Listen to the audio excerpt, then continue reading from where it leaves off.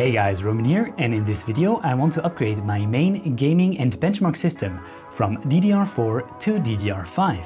So my motivation for this video, besides just being very curious to see if moving from DDR4 to DDR5 actually has a measurable impact on gaming performance, was that the latest or 15th generation of Intel CPUs doesn't look very promising when it comes to gaming performance, and therefore I decided that it would make sense to stay a little bit longer with my current gaming system for all of the gaming benchmarks that I provide on this channel. Now, besides only having DDR4, another reason why I wanted to upgrade this motherboard was the fact that this only has a 2.5 gigabit Ethernet adapter. Now, this is plenty for most people, but because first of all I actually invested into 10 gigabit Ethernet in this entire house, and because all of my YouTube projects actually reside on my server rather than on my system, in order to more fluently edit that footage, I would really appreciate to also have a 10 gigabit NIC. And on a final note, even though it might look like I'm sponsored by Gigabyte, I actually reached out to them and they never wanted to sponsor me or work with me. Unfortunately, I actually bought all of these parts myself with my own money.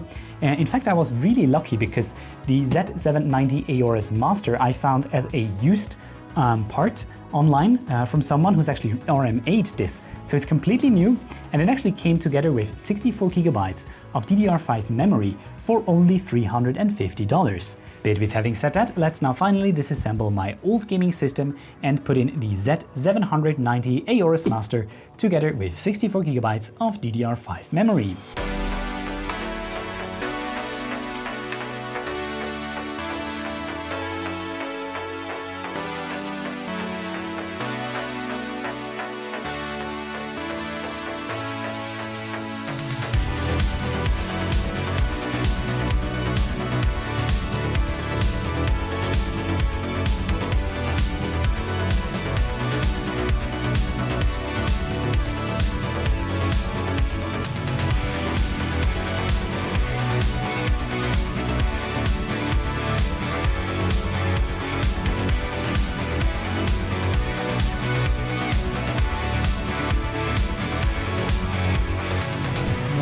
Of fucking truth.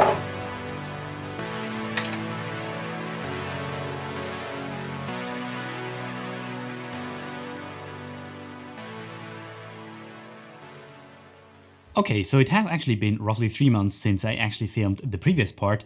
There have just been so many different projects in the way. There was the Black Ops 6 release, there was the Delta Force release, we had Marvel Rivals, and all of these games just almost begged for me to do a performance guide on them. But let's now finally look at the results of this comparison between DDR4 and DDR5.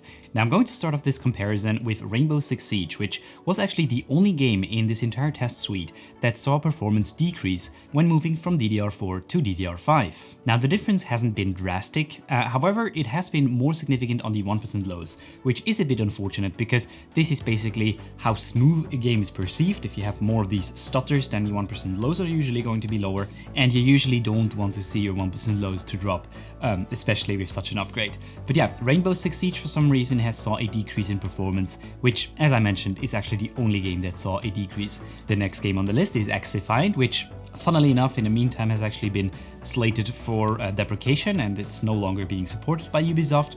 Very unfortunate in my opinion, but just for completeness, I saw a roughly 3% boost in the average FPS. The next game on the list is Modern Warfare 3, another funny one here because when I actually initially tested or upgraded from DDR4 to DDR5, Black Ops 6 wasn't released yet, so this is why Modern Warfare 3 is here, but I think because the engine didn't change all that much or at all, from what I understand, these results are pretty much applicable to Black Ops 6. And from this we can actually see a quite nice increase in performance, roughly 4 to 3%, both of the 1% lows and the average FPS. Next we have Overwatch 2, which has been requested quite a lot by you guys that I also include Overwatch 2 in my FPS guides and just in general performance benchmarks. And for Overwatch 2 I actually saw quite a large boost in especially the 1% lows, which is nice to see. However, Overwatch 2 has always already been a very well-performing game, so really if you're playing Overwatch 2 then there's not that much of a benefit of moving to DDR5, well, because you likely already have quite nice performance anyways.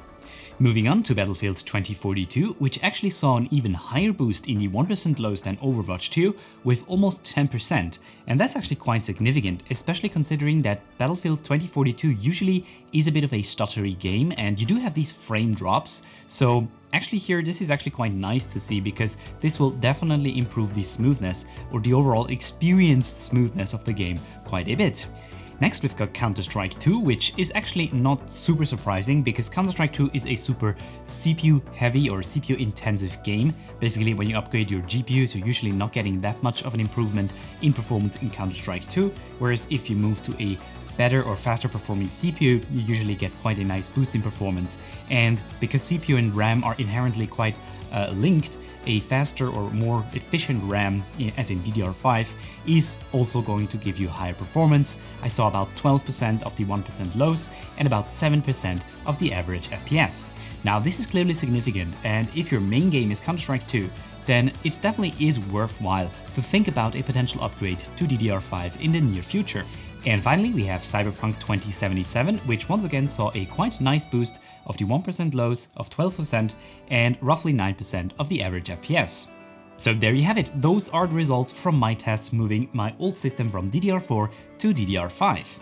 In fact, I was actually quite surprised to see some games improve performance that significantly because I really didn't change anything else. I didn't even reinstall Windows, which is a bit of a no-no, but frankly I just didn't have the time. I needed my gaming system to be ready for the benchmarks of Black Ops 6, which was about to drop very soon after I actually built this or upgraded this system, so I really didn't have time to reinstall all the software and all the operating system. So yeah, I just rolled with it, and until this day the system actually runs just fine. On the other hand, Rainbow Six Siege for some odd reason just saw a decrease in performance, which is kind of weird, but honestly I cannot explain that result at this time. So what would be my recommendation after all of this? Now, if you currently have a DDR4 system, you don't need to just rush out and get DDR5. There's not really that much of a performance gain to be had. It is there, but it's not like huge. However, if you're in the market for a new system, of course, DDR5 is going to be what you're going to be getting. But that wraps it up for today. If you enjoyed this video, leave a like and also make sure to comment on my background, because this has been the first video that I filmed where I set up the new background lighting and basically some new parts of the studio here in my new home. So would definitely be curious to hear what your thoughts are on this setup. But that's it for today again. Thank you so much for watching. Have a wonderful day, and I'll see you guys in the next video.